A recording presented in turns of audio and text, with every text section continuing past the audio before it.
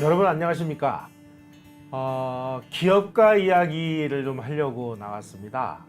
요즘에 기업하기가 어렵다고들 그러는데 사실은 대한민국은 기업이 일으킨 그런 나라나 마찬가지인데 요즘 어쩌다가 우리 기업들이 뭐 범죄인 비슷하게 이렇게 돼버렸습니다. 저 혼자 얘기하면 너무 재미가 없을 것 같아서 대한민국 기업하면 뭐 최고의 전문가분을 모셨습니다. 김정우 교수님 아시죠? 김정우 교수님을 스튜디오에 오셨습니다. 안녕하십니까 교수님? 네, 안녕하세요. 예. 불러주셔서 감사합니다. 예. 네. 저는 기업가 얘기하려고 하다 보니까 정말 그 기억나는 게 김정우 교수님입니다. 예. 정말 그렇습니다. 이제 예. 한국이 선진국으로 대접을 받고 있는 것 같아요. 예. 그러니까 한국이 정말 선진국이 됐는지 여부와는 무관하게 예. 이번 코로나 사태를 겪으면서 예. 뭐 선진국 대접은 확실하게 지금 받고 있는 것 같습니다. 그러니까 물질적인 면에서는 확실히 예. 우리가 선진국인 건 확실합니다. 정신적인 예, 제가 면에서는 지금 말씀드린 건 정신적으로는 예. 굉장히 의심된다.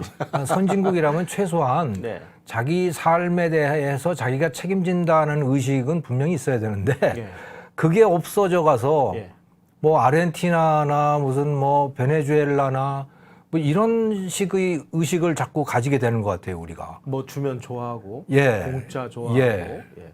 공무원 좋아하고. 네, 선진국이라면 모름지기 예. 내 자신은 내가 책임진다는 그게 분명해야 되는데 예. 아무튼 그거는 그거고 물질적으로는 아무튼 예. 예, 선진국이 됐죠. 결국은 그 경제는 힘은 어디서 나오느냐? 기업에서 나오지 않겠어요? 그렇죠. 예. 우리나라의 대기업들이죠. 뭐 예. 네, 기업 기업도 중에서도 뭐, 대기업. 예, 뭐 수백만 개의 기업이 있지만 예. 진짜는 대기업이고 예. 그건 뭐 우리나라만 그런 게 아니고 성공한 나라들은 대부분 다 큰 대기업에서 힘이 나옵니다. 소위 말하는 포춘 500대 기업 안에 들어가는 네. 그런 세계적인 경쟁력을 가지고 있는 기업. 네. 이렇게 이해하면 되겠죠? 그렇죠. 예. 그건 우리 생활을 봐도 알아요. 예. 우리가 지금 뭐 느끼지 못하지만 매우 익숙하게 쓰고 있는 예. 없어서는 안 되는 물건들 예를 들어서 뭐 자동차, 예. 스마트폰, 예. 뭐 인터넷, 뭐 이런 컴퓨터, 뭐 이런 걸 다 보시면 예. 이거 다 어디서 누가 어떻게 만들어진 거냐? 다 대기업들이 만든 거예요. 대기업들이 만든 거예요. 이런 거를 만약에 영세 중소기업들이 만든다고 생각하면요. 예. 비싸서 쓸 수가 없을 거예요. 예. 그러니까 지금은 대중소비 사회잖아요. 예. 선진국이라면 자 대중소비가 가능해야 되는 겁니다. 예. 그래서 좋은 물건을 한 20년, 30년 전이라면 상상도 할 수 없는 싼 값에 쓸 수 있어야 되는 거예요. 예. 그렇게 돼야 이게 선진국이 되는 건데 그거는 소기업이 하는 역할이 아닙니다. 대기업이 대기업이 하는 역할이고 국제 경쟁력을 가질 수 있는 정도의 기업. 그렇죠. 예. 엄청난 대량 생산을 하면서 예. 그걸 통해서 품질도 높이고 예. 또 가격도 낮추고 예. 하는 이거를 누군가 해야 우리가 누리고 있는 이 생활이 가능한 거거든요. 예. 그거를 할 수 있는 나라 예. 또는 문화가 정말 없었어요. 대기업가들이 등장하게 된 이 코페르니쿠스 전환. 네. 이거는 어떻게 이해를 해야 될까요? 그게 그 아주 결정적인 것은 예. 철도를 놓기 시작하면서 그렇게 됐다고들 설명을 해요. 예. 그러니까 미국의 대륙 횡단 철도들이 등장을 하면서 예. 이 대륙 횡단 철도를 놓으려고 하다 보니까 이거는 기업이 기본적으로 클 수밖에 없는 거예요. 그렇죠. 예. 작아서는 불가능한 거예요, 기본적으로. 우선 돈이 대규모로 들어갈 테니까. 예, 그리고 이게 다 연결이 돼야 되는데 예. 쪼각쪼각 해가지고서는 뭐 될 일이 아니잖아요. 예. 그래서 철도 연결 회사들이 등장을 하게 되는 거죠. 이게 밴더빌트라고 하는 예. 사람도 있고. 그런데 이것을 하다 보니까 그동안은 이렇게 큰 막 종업원이 1000명을 넘어가는 이런 규모의 이런 조직이라고 하는 게 인류 역사상 존재해 본 적이 없는 거예요. 군대를 빼면. 예, 군대나 공무원 조직 빼놓고는 빼면은, 없는 거죠. 예. 돈 버는 조직이. 그래가지고 이게 막 처음에는 엉망진창이 됩니다. 이게 철도를 놓으면 놓을수록 적자가 나는 거예요.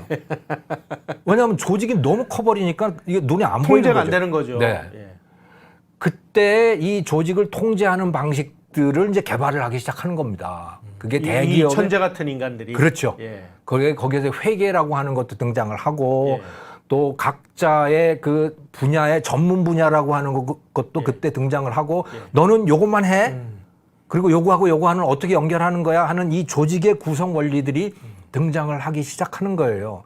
그게 철도라고 하는 걸로 정당화가 되는 거죠.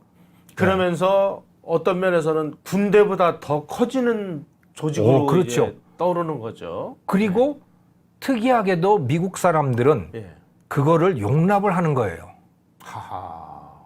그렇게 커진 조직을 용납하게 됩니다. 그런데 미국에서조차도 사실은 사람들이 흡족하게 그걸 용납했던 건 아니에요. 인간이란 게 원래 그렇구만요. 그들을 러버 베런이라고 그랬잖아요. 예. 러버 베런이라고 하는 건 베런이라고 하는 거는 귀족이고 러버는 강도잖아요. 강도기종이죠. 저 도둑놈들이거든요. 우리가 뭐 재벌 뭐 어쩌고 저쩌고 하듯이 똑같아요. 그런데 영국하고는 좀 분위기가 달랐던 게 그래도 그걸 잡아 뺏지는 않았던 거예요. 그래서 이런 방식이 있구나라고 하는 것을 사람들이 깨닫게 되고 그리고 이렇게 하면 코스트가 엄청 떨어지고 예. 그리고 많이 팔 수 있고 그게 가능하다라고 하는 것을 이제 깨닫기 시작하는 거죠. 독립운동을 할 거냐 아니면 다른 무엇을 할 건가 예. 하다가 나에게 재능이 있는 사업을 해서 그걸 민족을 위해서 어떻게 해야겠다 뭐 그런 결정을 하죠. 그러니까 저는 이병철 회장 같은 경우는 분명히 이 식민지에 살고 있다. 그러니까 우리가 주권이 없는 나라에 살고 있다라고 하는 그런 의식이 굉장히 강했던 것 같아요. 그런데 조금 더 파고 들어가 보면요. 우리 한민족의 민족주의를 일본으로부터 배웠잖아요. 예. 그렇죠. 참 역설적이죠. 한국 기업가들의 애국주의를 저는 일본으로부터 배웠다고 생각해요. 근데 그 애국의 대상은 우리 대한민국이지만 일본이 아니고 예. 그 애국이라고 하는 태도 자체는 저는 일본으로부터 배웠다고 생각을 해요. 일본도 어디서부터 배웠다고 볼 수 있을까요? 일본은 예. 일본도 보니까 그 피터 드러커가 1980년대에 이제 일본 기업가하고 미국 기업가를 비교해가지고 이렇게 이거 써놓은 그 하버드 비즈니스 리뷰에 써놓은 글이 있더라고요. 그거를 참고해서 이렇게 생각을 해보면 일본도 메이지 유신 이전까지는 장사꾼은 그냥 장사꾼이었대요. 그런데 메이지 유신 이후에 이 사무라이들이 비즈니스를 시작을 하면서 그 전까지와는 굉장히 다른 어떤 그런 태도를 갖게 됐다는 거죠. 그게 애국심입니다. 그러니까 그 전에 장사꾼들은 그냥 장사꾼이에요. 산업공상의 제일 밑바닥에 있는 장사꾼.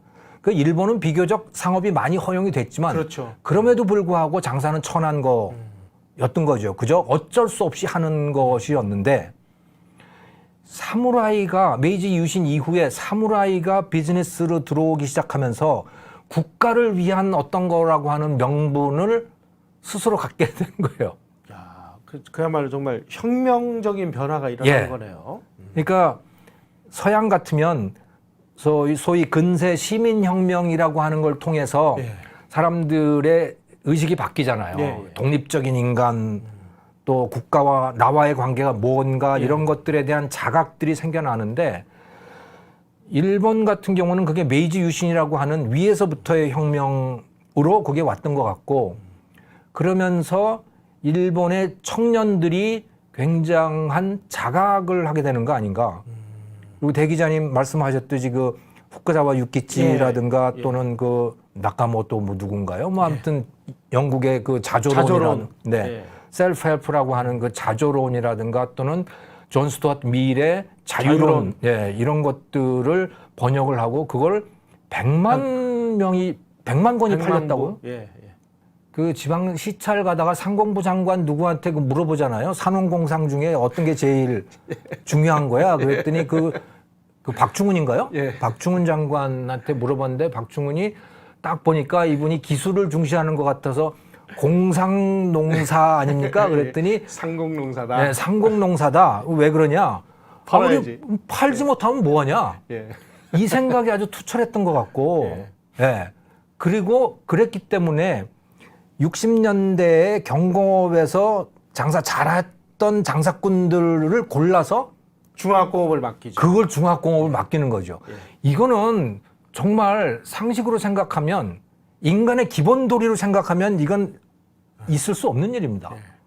왜 골고루 나눠줘야지. 왜 돈 번 사람한테 또 주냐 그거를. 그게 빈익빈 부익부잖아요. 잘하는 사람한테 맡겨야 더 잘하죠. 예. 근데 박정희 대통령은 그게 철저했던 것 같고, 특히 장사 잘한 사람한테 큰 거 장사도 맡기겠다. 낀다. 예. 그리고 성공한 거죠. 그게 현재 소위 우리나라의 재벌들이고, 그게 한국이 배출한 글로벌 기업들이고 그런 거죠.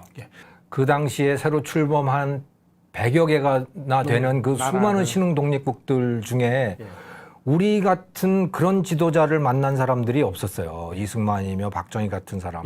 예. 근데 이게 무엇을 뜻하냐면 이 사람들은 대중의 상식하고는 동떨어져 있는 사람이라고 하는 거예요. 보통 사람들의 인간의 상식으로 하면 나머지 신흥 독립국들하고 똑같이 해야 되는 겁니다. 그렇죠. 예. 그냥 뭐,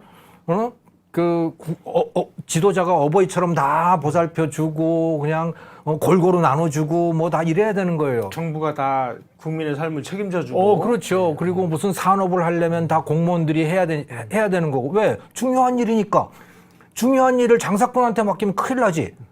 이거는 인간 공통의 사고방식인 겁니다. 근데 우리는 이제 거기에서 벗어나서 그렇죠. 새로운 길을 걸었으니까 우리에게 기회가 생긴 거예요. 이승만이라고 하는 분은 개인의 책임, 자유 이거를 들고 나왔단 말이에요. 네가 알아서 벌어먹고 살아라고 하는 이야기를 어떻게 해요? 개인의 자유. 뭐. 예. 그 말을 감히 못해요. 우리 같은 상황에서는. 그런데 그걸 들고 나온 거예요. 그리고 박정희라고 하는 분도 마찬가지죠. 잘 살아보세, 뭐, 집에서 놀지 말고 나와서 일하란 말이야, 뭐 하고, 밖에다 내다가 뭐 수출을 하라고 하지를 않나, 무슨 뭐, 그 장사하라 그래가지고 장사 성공한 사람들한테 몰아주질 않나, 도대체 상식에 맞지 않는 걸 한 거죠. 그런데 이거는 영국이나 미국 같은 나라에서는 시민혁명, 사상혁명을 통해서 이게 가능했던 거고요. 우리는 사상이 전혀 갖추어지지 않은 상황에서 특정한 각성한 소수. 한두 명이 제도를 바꾼 거예요. 예. 제도를 바꿔가지고 성과는 나왔어요. 지금 우리가 그 성과를 누리고 있는 거죠. 하지만 사람들의 사상은 바뀌지 않았어요. 대다수의 대중의 사상은 주자성리학이에요. 그대로. 그러니까 이분들이 사라지면 자연스럽게 우리는 원래 모습대로. 조선으로 돌아가는 거죠. 원래 모습대로 돌아가는 지금 거고. 돌아가고 있지 않습니까? 경제 공황의 여파가 일본에까지 닥치니까 네. 일본도 이제 그 1931년에 네. 이 중요산업 통제법을 공포를 하면 이렇게 되니까 일본에서는 뭔가 이거 투자를 하려고 해도 투자를 못하게 막으니까 상대적으로 이런 제한이 허용되어 있는 그러니까 네. 이 통제를 하지 않는 조선 땅으로 예. 이 큰 기업들이 이제 건너오는 일이 1933년을 기점으로 이 만들어지더라고요. 그 당시에 이 우각기 총독이라고 하는 사람이 이제 집권을 뭐라 그러나요? 총독이 됐는데. 근데 이 사람이 1927년인가도 한번 잠시 하더라고요. 그리고 다시 왔는데 그래서 조선에 대한 생각이 많은 사람이에요. 조선에다가 투자를 해야 된다라고 생각을 한 거예요. 이 사람은 이 일본 제국의 관점에서 봤을 때 만주라고 하는 게 얼마나 중요하냐. 이거는 군사적인 관점에서 봤을 때 소련의 팽창 또 중국의 팽창을 막는데 이게 일선이다. 그렇죠. 그러니까 만주가 커야 되는데 만주가 크려면 조선이 커야 된다. 조선의 공업이 있어야 된다. 가서 민간 기업을 끌어들이려고 이제 가서 설득을 하고 그러는 거예요. 이 로비가 통했네요. 네. 조선에는 이 전시기업 중요산업 통제법이 네. 적용이 안 됐으니까. 그렇죠. 예. 네. 그래서 이때 이제 미쓰이, 미쓰비시, 노구찌, 뭐 주거구 재벌 이런 재벌들이 이제 네. 한국으로 그 이제 투자를 하기 위해서 이제 그렇습니다. 건너오기 시작을 합니다. 네. 네. 특히 이제 일제화 기업인들을 우리가 이야기를 할 때 우리는 뭐 일제 시대 때 막 전부 뭐 여기 남아 있던 사람들은 친일을 하고 그런 걸로 네. 알고 있는데 그 자료를 보면 이 동아약방 그 지금으로 치면 동아약품이죠. 네. 네. 거기에 그 민병호 민강부자 같은 경우는 네. 그 활명수 팔아가지고 번 돈을 전부 네. 우리 상해임시정부로 보내서 네. 거기서 독립운동 자금으로 쓰게 만들었다는 이런 기록들도 있고 네. 그 다음에 오산학교를 설립을 한 그 이승훈 선생 네. 이분은 보부상 출신이죠. 음. 그래가지고 이제 자기가 그 등짐 장수, 보찜 장수를 네. 해서 번 돈으로 유기공장, 도제공장을 찾아서 돈을 벌어가지고 예. 그걸로 오산학교를 만들어서 독립운동가들을 길러낸 역할도 했고 예. 그러니까 저분이 1880년대에 사실은 장사를 시작을 했죠. 예. 그런데 이제 장돌뱅이, 그러니까 좀 뭐 멋있게 하면 보부상이고 보부상. 장돌뱅이를 한 거고, 예. 그리고 굉장히 그 아까도 보여주셨지만 성공하는 사람의 12가지 그 중에 이분이 이 모험 굉장한 모험을 하구요. 그러니까 그래서 남들 가지 않는 동네로 막 들어가고 이제 강원도 그렇습니다. 이런 데도 막 들어가고 예, 그랬더라고요. 예. 예. 그리고 두매산골까지. 네. 예.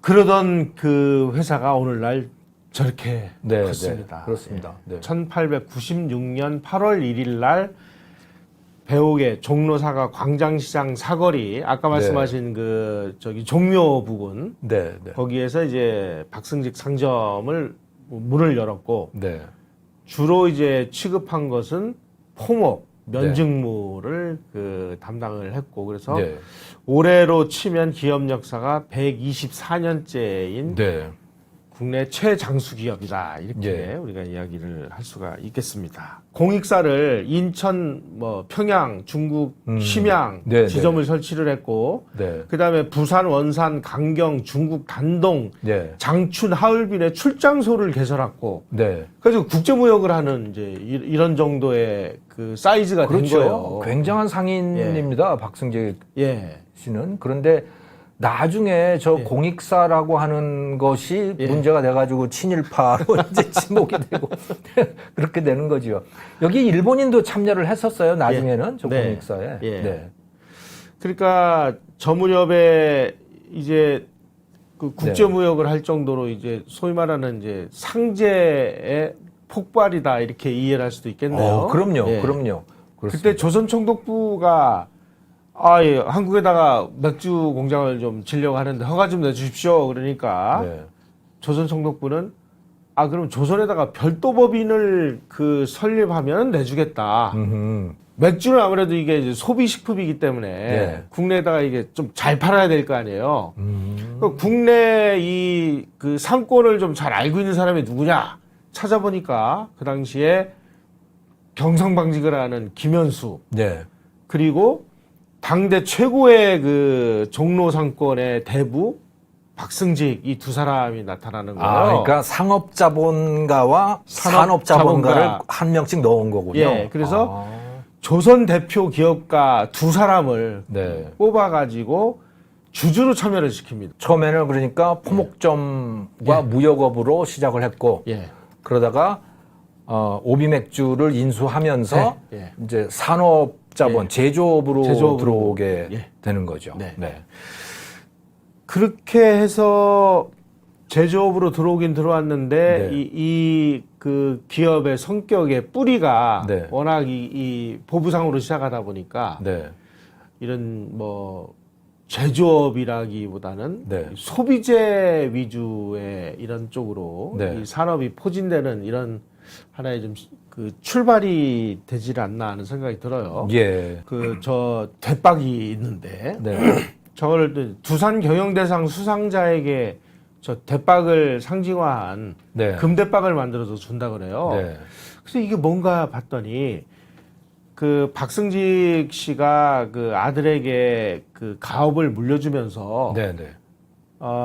회사 이름을 두산으로 바꾸거든요. 근데 이 두산이라는 게 무슨 뜻이냐? 보잘것없는 콩 하나 하나를 모으면 한 말이 되고 네. 그 말을 다시 차근차근 쌓아올리면 산이 된다. 네. 그래서 두산이다. 네. 그래가지고 이 콩 하나를 모아서 한 대박이 되도록 만들어라 해서 저 대박을 그런 유래가 있군요. 상징해서 이제 네. 금으로 만든 대박으로 네. 두산 경영대상을 수상한 사람에게는 저 대박을 상징화한 저 금대박을 준다 그래요. 네, 네. 이렇게 그야말로 그 거의 전 업종을 그 주력 업종을 다 매각하고 네. 새롭게 도전을 해가지고 그야말로 이제 기계공업의 최첨단을 달리는 회사로 이제 변신을 했는데 네. 한국중공업을 이제 인수해서 두산중공업으로 네. 해서 원자로를 만들고 대우중공업을 또 인수를 해서 그 막 굴삭기 만들고 하는 예. 그 회사 밥캣도 인수했죠. 예, 밥캣도 인수하고 그래가지고 이제 그야말로 이제 기계공업의 총화가 되는 네.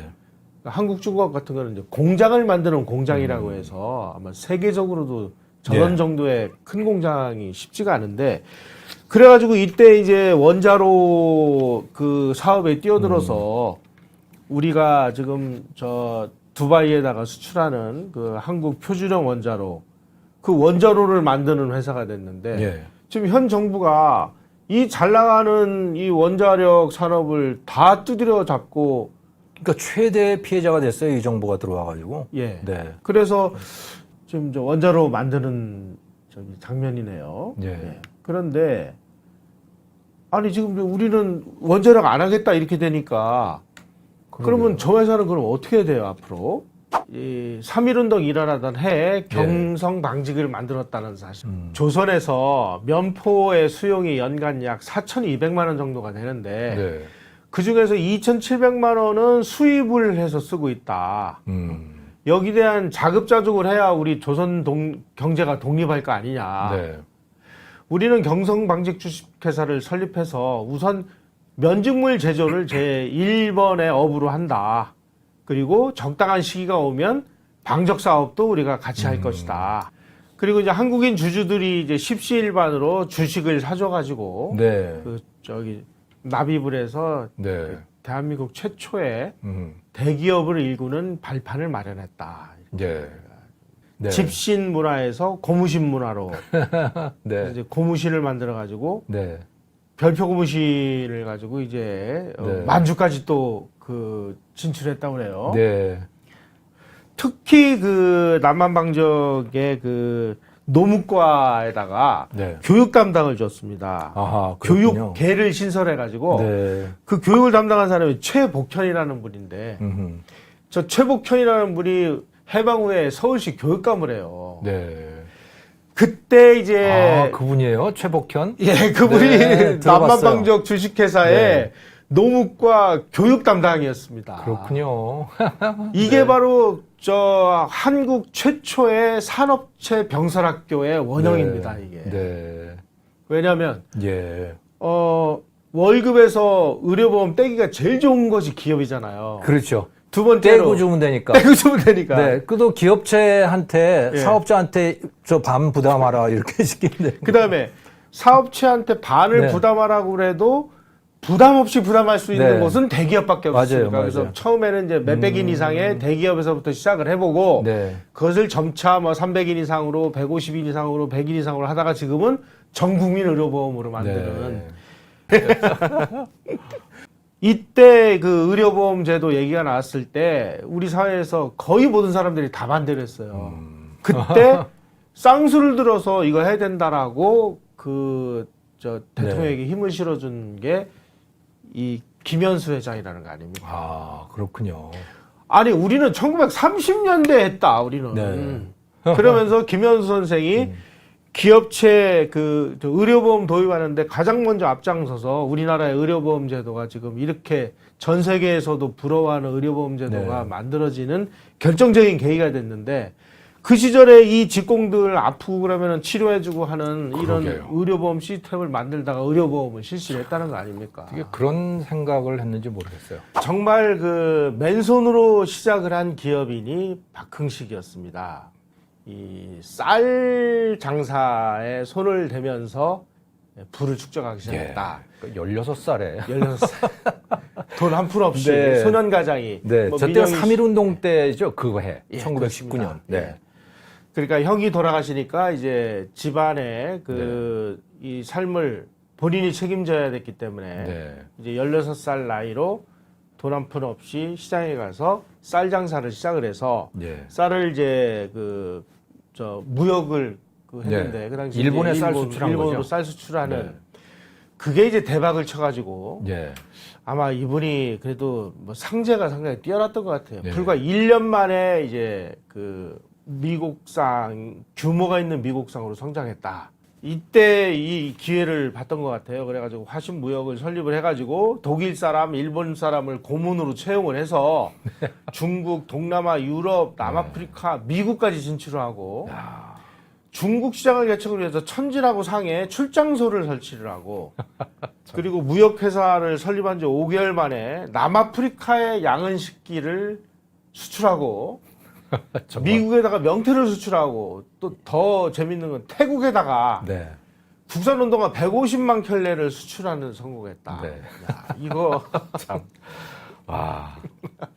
뭐 입이 안 다물어지는 거죠. 예, 예. 네. 이 강남 스타일의 원조가 누구냐 보니까 이 박흥식입니다. 1961년 9월에 국가재건 체의에다가 앞으로 우리나라가 이제 먹고 살아야 되는데 앞으로 우리가 이런 거를 해야 됩니다 하고 네. 6대 사업 계획을 제출했는데 그 6대 사업 계획 중에 서울 인구가 아마 늘어날 것이니까 네. 강북 지역에 있는 이거 가지고는 안 된다 그러니 그 소위 말하는 영동지구를 개발해야 된다. 영동지구가 오늘날 강남 개발이다. 네. 영동지구 오래간만에 들어보네. 예, 옛날에는 다 영동지구라고 그랬죠. 네. 그 황토 흙밭이었죠 거기가. 네, 그래서 막 네. 바람 불면 막 황토먼지가 휘날리던 거기를 네. 오늘날 강남으로 개발한 아이디어의 제공자가 박흥식이었다는 사실입니다. 그리고 한국에서 지금 정유 공장이 없어서 난리를 치니까 네. 빨리 정유 공장을 져야 된다. 이게 울산 정유 공장을 짓는 걸로 현실화됐고요. 우리나라에 지금 이제 앞으로 산업이 발전하면 전기가 필요하다. 네. 그러니까 수력 뭐 이런 전환 개발 사업을 빨리 해라. 이게 소양강댐, 충주댐, 팔당댐 건설로 현실화됐습니다. 네. 이게 수력- 원자력도 이분이 아, 그럼요. 시작하지 않았어요? 예, 예. 네.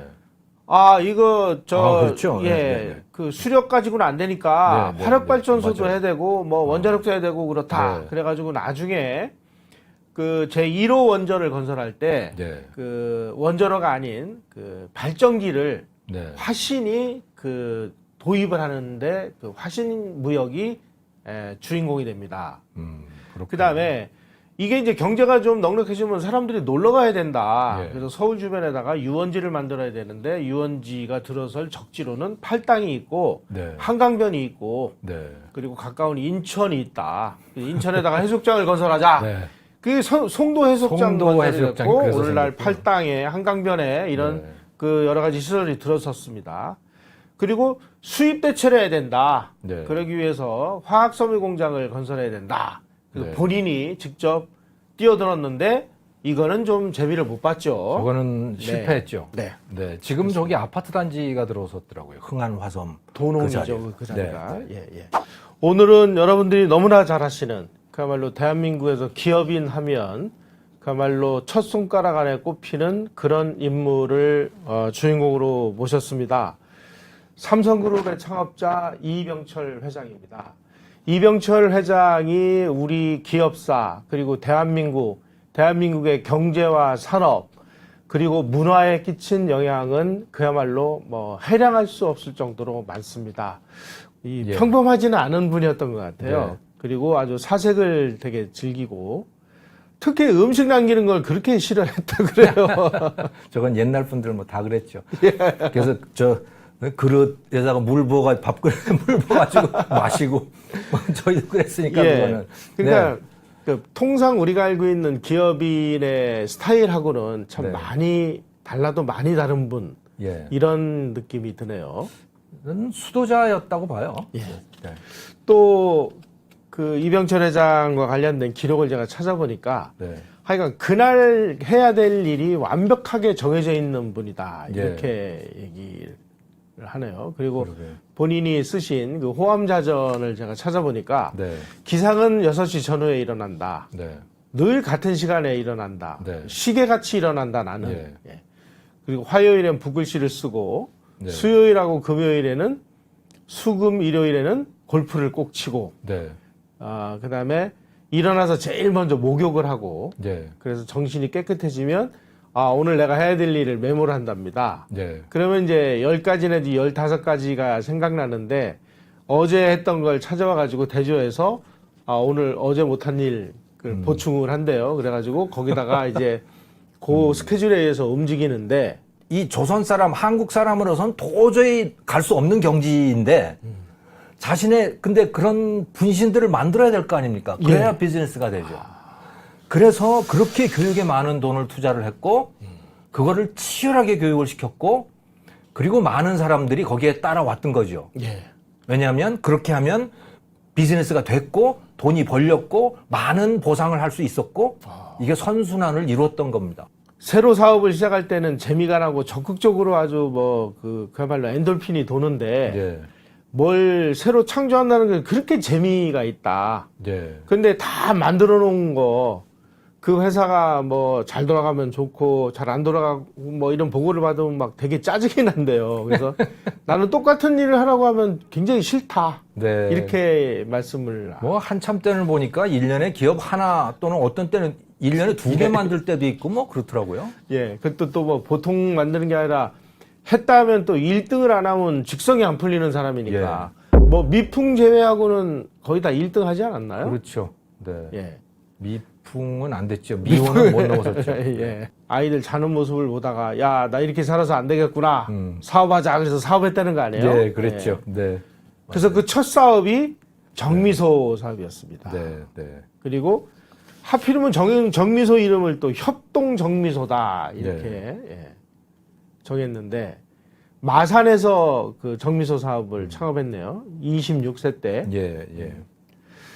근데 이 정미소가 참 흥미진진합니다. 첫 번째, 동업으로 시작했다는 사실. 예. 두 번째로는 상호를 협동으로 정했다는 사실. 네. 이게 다, 이 조선 일부러 했던 사람들은, 거죠. 예, 조선 사람들은 그 분열을 해서 협동을 못 해. 네. 그리고 무슨, 뭐 동업? 동업 같은 건 생각하지도 마. 이렇게 일본 사람들이 조선 사람들을 좀 비판을 했는데, 예. 우리도 할 수 있다는 것을 보여주기 위해서 일부러 동업을 했고 일부러 협동이라는 그 상호를 썼다. 이렇게 네. 본인은 호암자전에서 주장을 네. 하고 있습니다. 1938년에 그러니까 예. 중일 전쟁이 일어난 그 다음 해가 되겠네요. 예. 38년이면 대구에 이제 삼성 상회라는 것을 만들어서 네. 저기에서 이제 무역도 하고 네. 별표 국수도 만들어 팔고 네. 예, 하는 그 삼성상해를 창업을 했고, 네. 장사를 잘해가지고 1936년에 주식회사로 전환을 하는데 예, 자본금이 50만 원이에요. 예, 유한양행이. 예. 근데 삼성상회의 자본금이 3만 원이에요. 하하.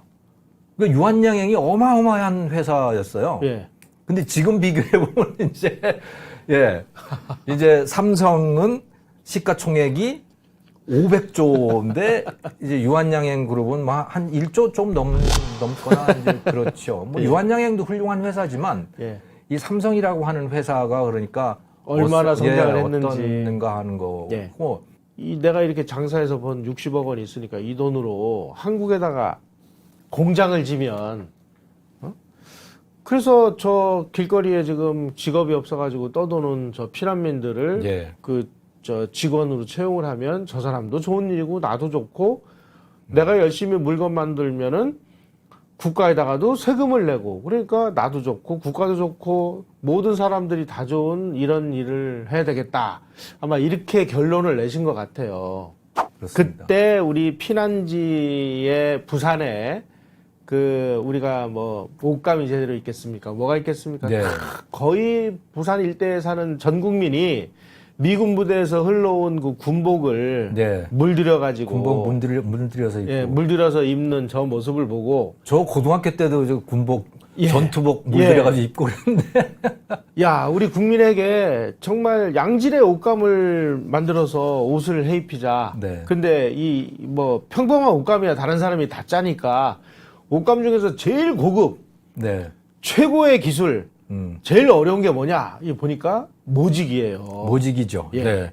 그러니까 면방들은 많았잖아요. 면방들은 많았죠. 예, 광목은 많았는데 예, 예. 그 당시에 멋쟁이는 예. 마카오 신사였던 겁니다. 왜냐하면 우리나라에서 양질의 양복지가 안 나타나니까 네. 전부 이제 뭐 마카오에서 수입해온 네. 영국제 양복으로 그렇죠. 영국제 옷을 양복인 거죠. 해 입어야 제대로 이제 그 옷을 해 입은 티가 나고 네.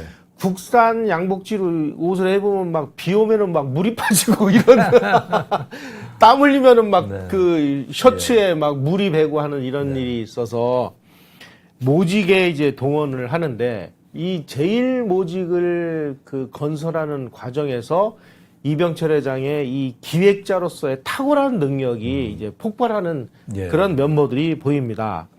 우선 첫째로 제일 모직 건립은 근대식 경영이 아주 새로운 면모를 보여준 그런 사례였다라고 얘기를 하고 있습니다. 우선은 기계를 들여오고 기술을 들여오는 과정에서 야, 이 지구상에서 이 모직을 짤 수 있는 최고의 기계는 뭐냐? 전 세계를 샅샅이 조사해서 아주 최고 성능의 기계를 들여왔고 그래서 기계도 뭐 영국제, 독일제, 뭐 스웨덴제, 뭐 최고 이태리제 다 들어왔고 그 다음에 이 특히 이제 모직을 짜려면은 어떤 이 건설 과정에서 온도, 네. 그다음에 습도, 이 기상 조건이 잘 맞아야 되고 네. 또 이 전력, 그다음에 노동력, 교통, 용수, 수질, 종업원에 대한 기술 지도와 훈련 뭐 이런 꼭 필요한 48가지의 체크리스트를 만들어 가지고 네. 그야말로 요걸 그대로 진행을 했다는 겁니다. 그러니까 이게 참 대단한 것이 이렇게 예. 비교를 해보면 이게 드러나는데 예. 이병철 회장이 대단하다는 게 예. 그때 락키화학이 설립이 되잖아요. 예, 락키가 부산에. 럭키가 되는 겁니다 나중에. 예, 그래서 화장품을 유리병에 이게 담았더니 자꾸 깨지니까 이 플라스틱. 병뚜껑 예, 좀 안 깨지는 거 없냐 하고 찾아봤더니 그게 플라스틱이라고 하는 건데 예. 그게 일본에서도 이제 막 시작됐던 거예요. 예. 그래서 플라스틱 우리도 해보자.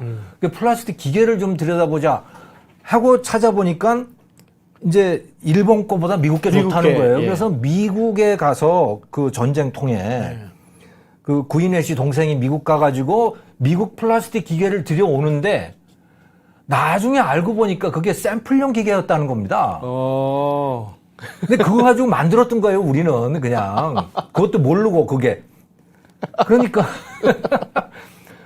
그러니까 모르는 거죠. 세상 물정을 몰랐던 거죠. 예, 세상 어떻게 예. 알겠어요. 이 좁은 나라에서 살았는데. 예.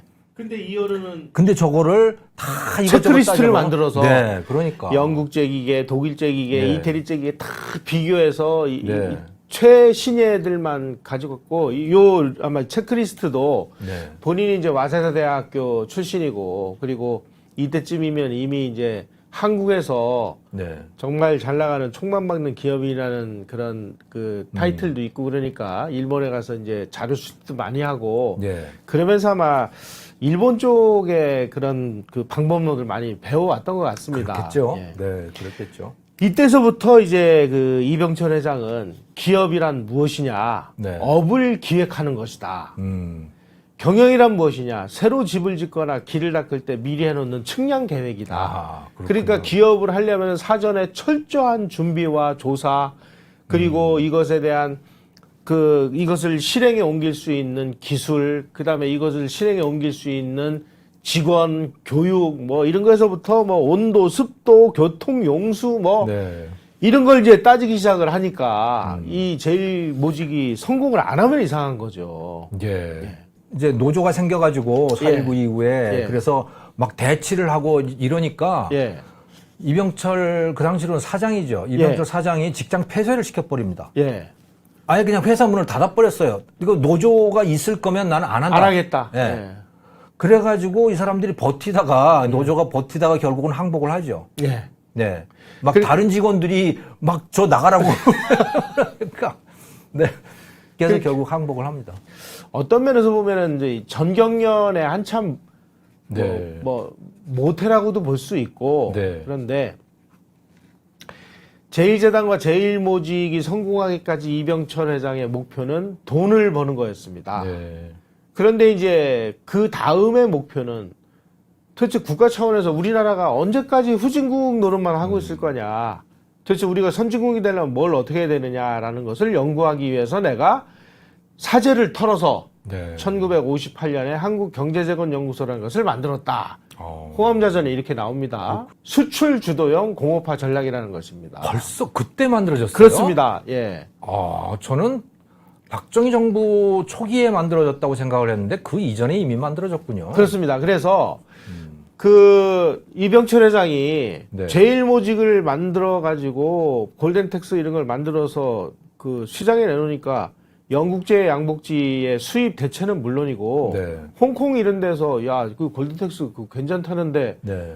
그래서 수출했더니 홍콩에서 영국제 양복지보다 더 잘 팔리는 거예요. 비싸게. 네. 그때 이 어른이 우리도 훌륭한 공장을 져서 네. 정말 이 세계에서 경쟁할 수 있는 제품을 만들면 네. 얼마든지 우리 수출로 먹고 살 수 있다. 네. 그러니 이왕 공장을 질 바에 수출을 염두에 둔 공장을 짓자. 네. 그게 이제 수출 주도형 공업화 전략입니다. 예. 그래서 농업에 매달려 있는 이 사람들을 농토에서 떼내가지고 공장으로 보내자. 선진국들은 오케이. 예. 선진국들은 원래 뭐 하던 대로 하면 되는 건데 그냥 글로벌 무역하고 다 그러지만 이 새로 독립한 식민지 상태에서 독립한 나라들의 상황은 전혀 달랐던 거죠. 예, 그렇죠. 한국도 그 중에 하나였지만 예.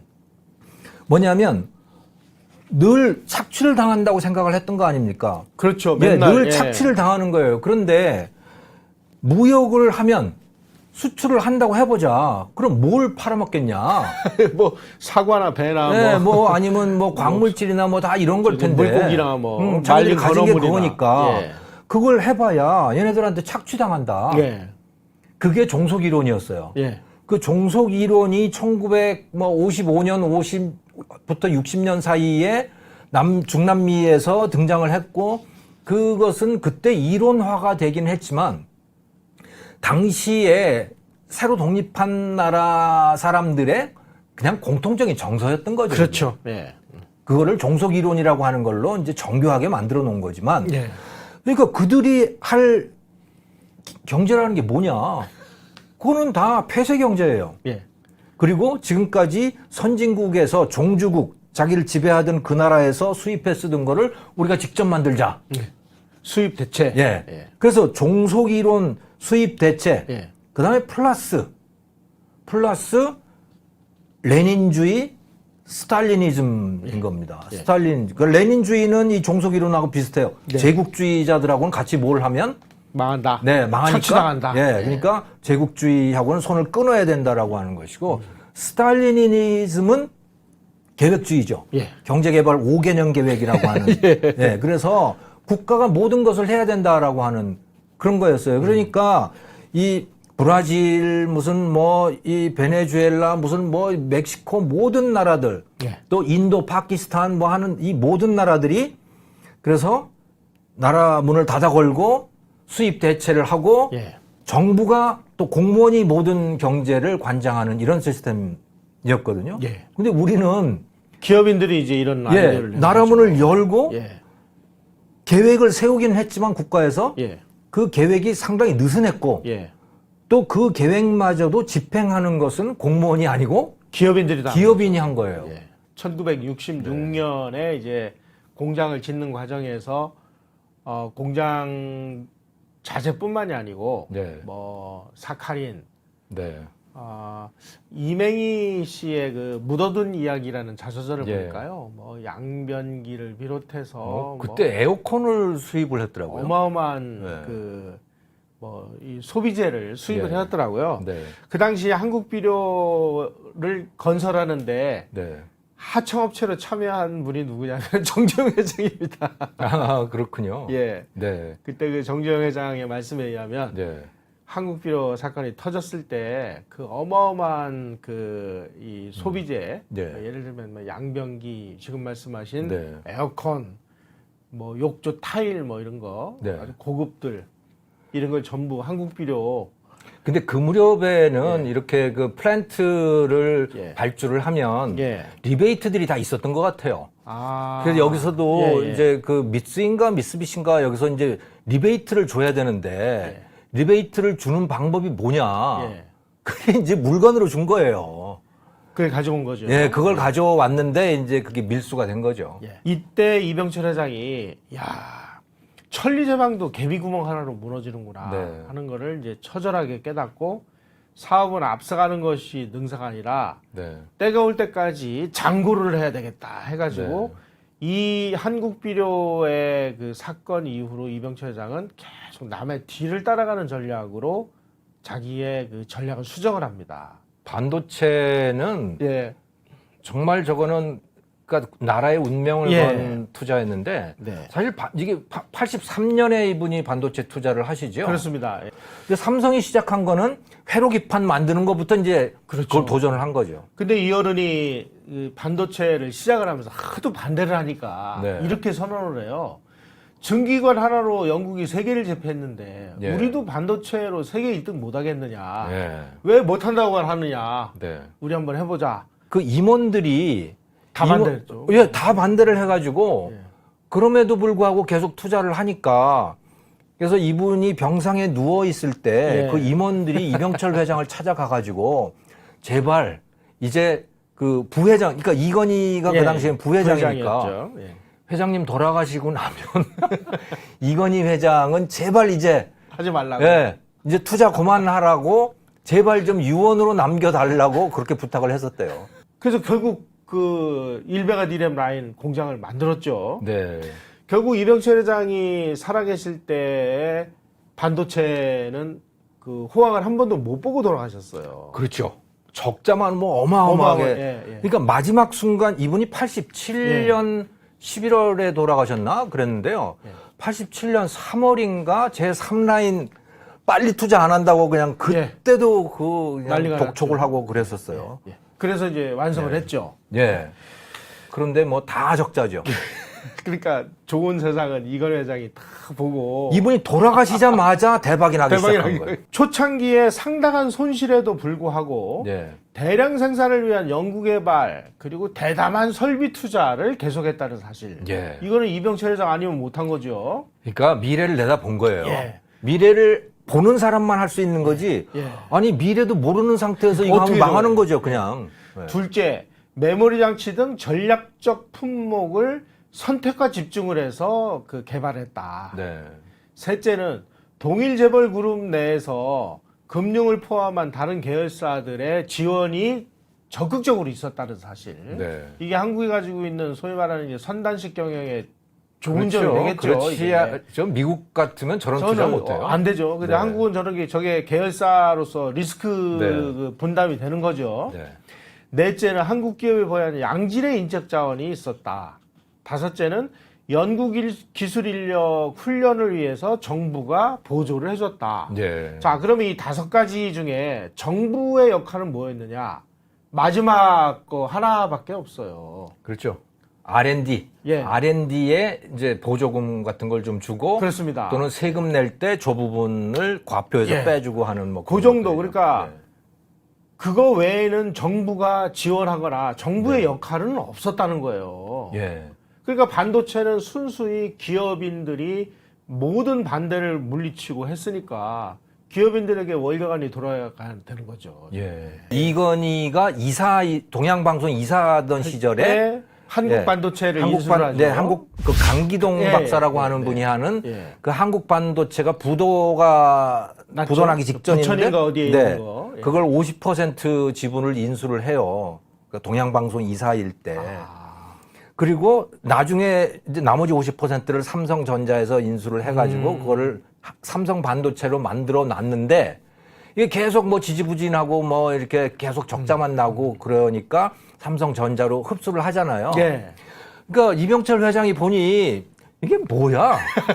응? 저 녀석이 뭔가를 한다고 하는데 이게 뭔데 왜 이러는 거야? 해가지고 그 NEC 회장한테 일본 NEC 회장한테 그걸 보여줬더니 좀 돌아보더니 아무 말도 안 하는 거예요. 아무 말도 안 하고 그냥 노코멘트를 하고 가버렸어요. 이게 뭐지? 그래서 이분이 직접 알아보기 시작하잖아요. 예. 그래서 1982년에는 이분이 이제 미국의 명예박사학위를 받으러 가면서 보스턴 대학인가 어디에 그때 미국 실리콘밸리와 보스턴에 있는 그 벤처 기업들 이런 데를 다 돌아봅니다. 그때 스티브 잡스를 가서 면담을 하고 그다음에 손정희도 그때 만나요. 예, 손정희가 그때 아마 실리콘밸리에 있었을 거예요. 그래서 손정희를 스카우트 하려고 그랬었죠. 예. 예. 그래가지고 그 당시에 미국 반도체 업계를 다 돌아보고 아 이거 해도 되겠다. 그리고 해야 되겠다. 확신을 가지셨군요. 예. 그러니까 정말 꼼꼼하게 조사를 한 다음에 내리는 거죠. 그리고 한번 결정을 내렸기 때문에 예. 죽을 때까지 투자를 하는 겁니다. 그야말로. 내가 회의 때 강조하는 게 있다. 삼성이 중요하냐, 국가가 중요하냐. 국가가 중요하다. 네. 왜냐하면 국가가 부흥하면 삼성 같은 건 망해도 또 생길 수 있는데 네. 국가가 망하면 삼성은 영원히 없어진다. 그러니까 국가가 우선이다. 이렇게 또 얘기를 해요. 제일모직은 전체 규모로 보면 일본보다 작을지 모르지만 한 장소에서 가장 합리적으로 원료에서 최종 제품까지 생산할 수 있는 공장은 세계에 없다. 세계에서 일본과 경쟁해서 일본보다 제품값을 우리가 더 많이 받는다. 저게 골든텍스 얘기입니다. 골든텍스. 흑백 TV 지금 내셔널이다 뭐다 아무리 해봐도 우리한테 안 된다. 우리가 이겼다. 제일제당이 하루에 1,300톤이다. 네. 일본에서 제일 큰 게 하루 1,000톤이다. 네. 수출로 봐도 제일제당이 세계에서 수주 제일 많다. 우리가 아하. 설탕 우리가 이겼다. 용인 자연농원 에버랜드 전체 규모로 합하면 세계에서 디즈니랜드 빼고는 제일 크다.